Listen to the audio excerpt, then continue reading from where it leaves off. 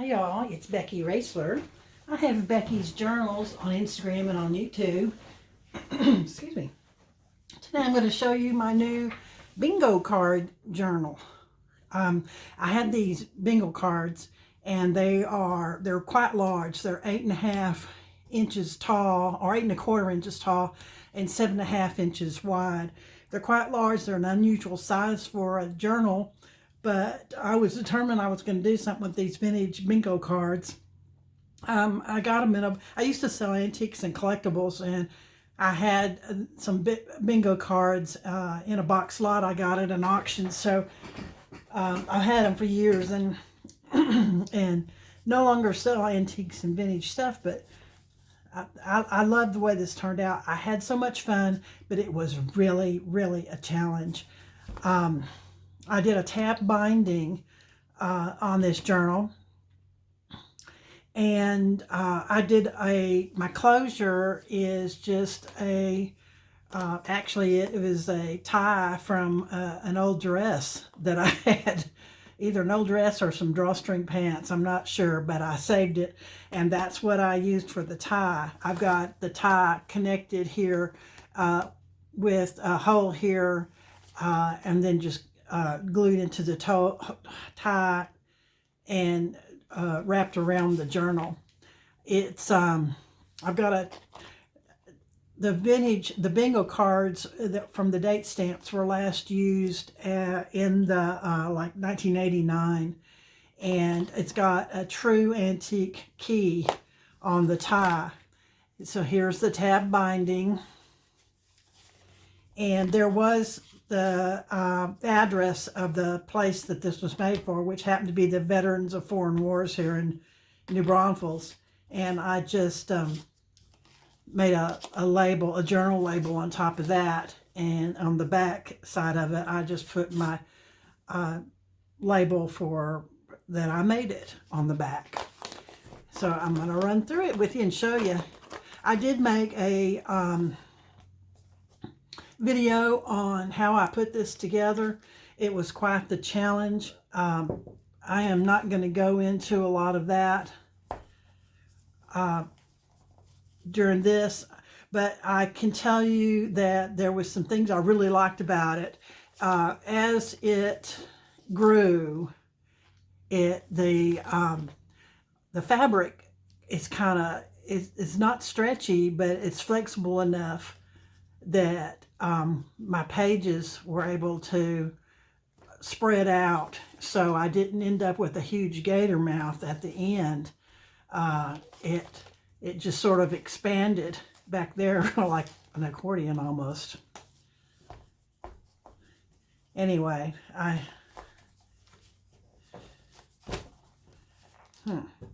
trying to get it to lay flat. All right, here we go. So the one thing I did like about it was that it expanded on there.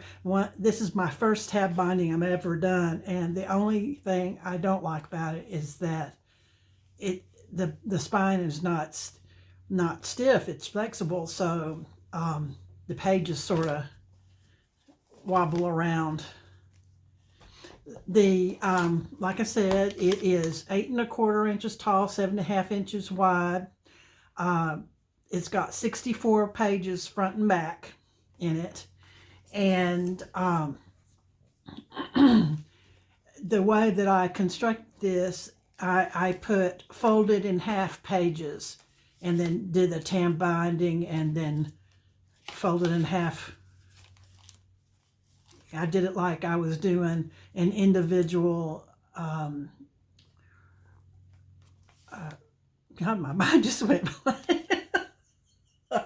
Oh, this happens when you get old. At least when you get old, you have an excuse. Okay, my front cover has journal cards on the side, and this was a page topper or cover topper that I had made, that I just used it. I had it in my stash, and I just used it and then turned it into a pocket. All these numbers on the back here were the date stamps when the individuals actually used the the bingo card last. They have little slider thingies on the front that you get to when the number's called. Okay. This book is heavy on the it's heavy on the boy, I am losing my words today. Everything I thought out before I started the video. There's tons of collages, what I'm trying to say. There's lots and lots of my custom-made collages. I also have a video on collage tips and how I make my collages on YouTube at Becky's Journals if you're interested. This journal I'm going to keep for myself. One thing I did when I made this is I made sure that I had heavyweight paper in it, but some of the pages I thought weren't actually heavy enough. Also, I ended up having, not all my pages are the same size. When I recently ordered found some more bingo cards the same size on eBay, and I'm going to make 2 more journals eventually. Bingo cards. This one I'm keeping for myself, but I am going to be making 2 more journals similar to this sooner or later. I'm not sure when, but if you're interested in having a custom-made one, just leave me a direct message on Instagram at Becky's Journals or on Facebook at Becky Roesler, and I'll hold it for you when it's done. Okay, I put tabs on every one of the shorter pages. So every other page spread is going to be a different size, either shorter or longer. And if you watch my previous journal, how I made this, that was something that just happened by accident, but then I put it together and made it look like it was intentional. So I made a mistake in cutting the pages at one point. Also, these pages had to be, most of them had to be extended. A lot of them had to be extended to make it to fit the 7.5 inch wide here, because most of the paper that I have, the longest it is 12 inches wide. So you fold it in half and that's only 6 inches. So most of the pages I had to Franken page, custom made them. This is a little pocket over here with some journaling cards, and this is a wraparound pocket that starts on this side and comes around this side. It's glued down. I had never dealt with decorating with this much contrast at the spine.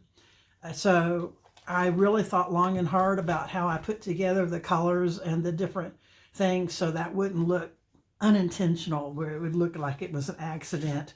I tried to make it look like it was supposed to be like that, and your eye is not drawn to it. First thing, I tried to make the focal point stand out. Here's the page where it was extended. And this is a page that's extended. So most of them are going to have an extension on one side or the other to be able to extend it out. This one you can really tell there was like 2 inches difference there on that piece of paper that I had. Collage. Crochet. So my color scheme in this is red, navy blue, white, brown, lots of neutrals. I tried to put writing space on every page, and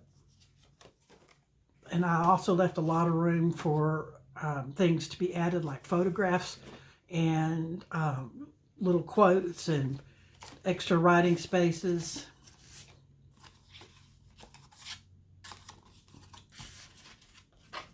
This is made with a vintage,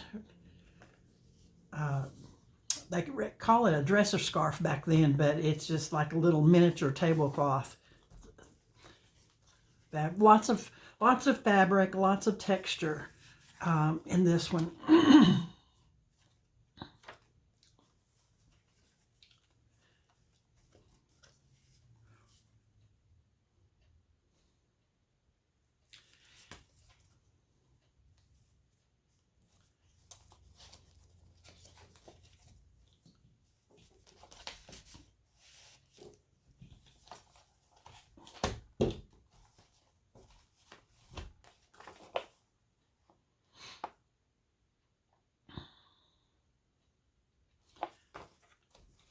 I don't buy a whole lot to go in my journals other than I like scrapbook paper. I really like scrapbook paper, and I have a ton of it, so I'm using up my scrapbook paper. When I first started making journals, I bought a ton of scrapbook paper and just loved playing with all the patterns in the scrapbook paper. Little envelope with a playing card in it, and this flips down for the other side of the envelope. This is envelope flip up.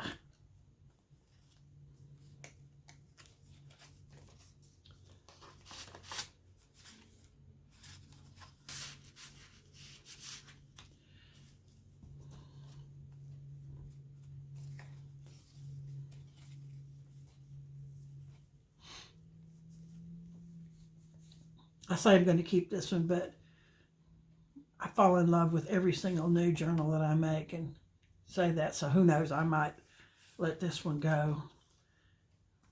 The next one I make, I may like it more. Who knows? But I'm very pleased with the way this one turned out. There's some things I would do differently. One thing is I'd make all the pages really heavy, and I would make all the pages the same size. That is something I would do differently next time, because I think it's easier to line up the tabs if everything's the same size.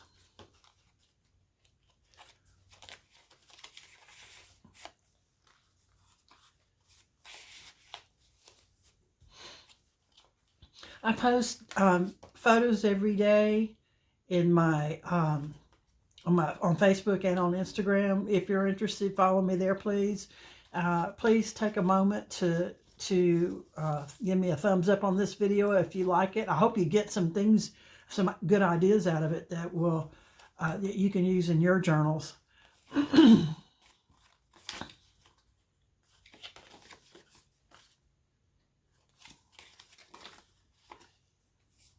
So these two cards are just connected together to make the tuck spot like that.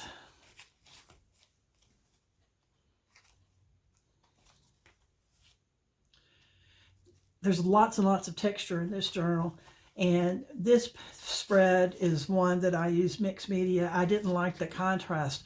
The background page was from a child's math workbook, and there was too much contrast between the print for the background for me. It was too busy, so I just took some paint and thinned it down and painted the back, and then I added a little ink on top of that. So you can still see the writing, the print from underneath there. That still gives it the appearance of texture, but and I don't know if you can see it, but in the lighting in here, I can see it peeking through. Mixed media, by the way, is just using several different media in one project. For instance, paint. If you're going to use, say, acrylic paint, and then you might use watercolor paint, you might use colored pencil, inks of any kind, collage, glue, paper. It's just mixing different types of art making media together to do one project. Multimedia is different completely, and I see some people mix that up. Multimedia is when you use different types of electrical type. I always think of electricity or electrical components. For instance, you might have a piece of art that has, I think, electrical and I think interactive. So you might have a piece of art that has part of it, you might have lighting, say lighting from behind, or a motion picture added to a still piece of art to make one art project. You might have film, you might have video, you might have sound, you might have music that's part of the work of art. It's combining different types of, not specifically art media, but different types of elements that include sound and motion and completely different types of, you might have photography as part of it, or you know. So anyway, that's multimedia, when you have different types of media, physical and mainly electrical operated media, combined with a piece of artwork, stationary artwork.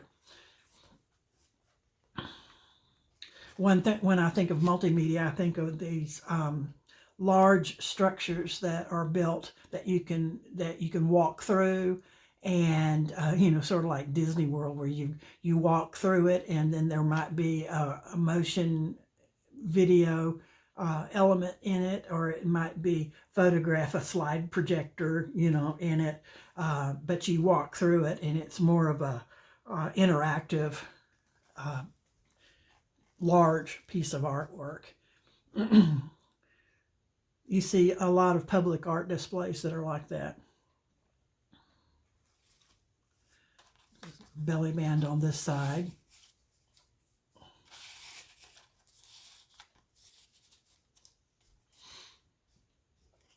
And then I made handmade tabs with lace and fabric scraps and whatever I had. What I did was I put tabs on all the shorter pages and didn't put tabs on the longer pages.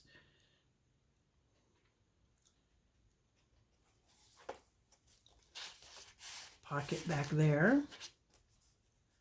Then this flips up for a writing space. Also, you could continue and add more stuff to this, or you could leave this for writing space also.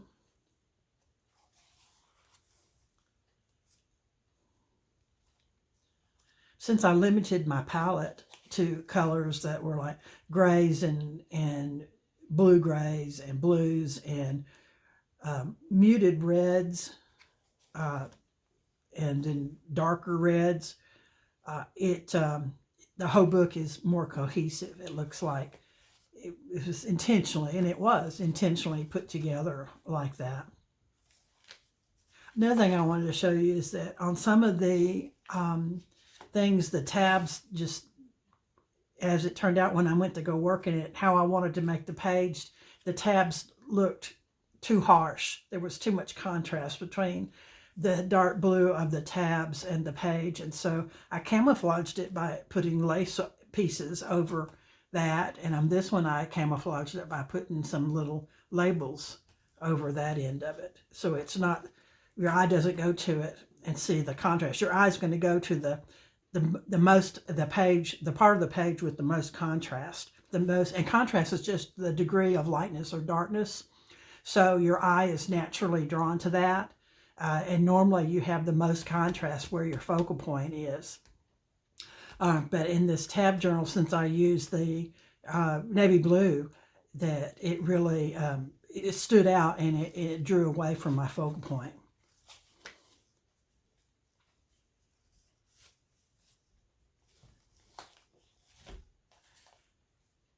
Those of you who follow me know that I don't use a lot of brown and beige and the grungy, rustic looking stuff in my video, in my journals. Usually I'm use some colors like pinks and light blues and such, but in this one I intentionally worked with colors that I don't normally use. So that's another thing that was real different about this and made it more challenging to me because for one, I'd never done a tab binding, and I had to learn how to do that. Plus the sizes of the pages wasn't, it's almost square, but it's not quite square. So it was kind of strange working with this size of pages. Plus they were large. There's some papers up inside there.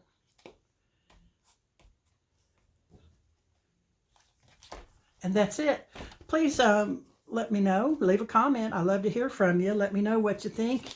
And I'll try to do a video that shows better how I made this. If you're interested, let me know. If you're interested in seeing a more, like a tutorial, more instructive video that shows more of how I made it, how I put it together, I'll be glad to do that. If you're interested, just let me know. And if you're interested in having one of these that I made, just leave a comment and then leave me a direct message in one of the other social media platforms. Thanks so much for watching. Be sure and follow me, and be sure and hit the subscribe button so you can be notified when I put out new videos. Thanks so much. Bye-bye.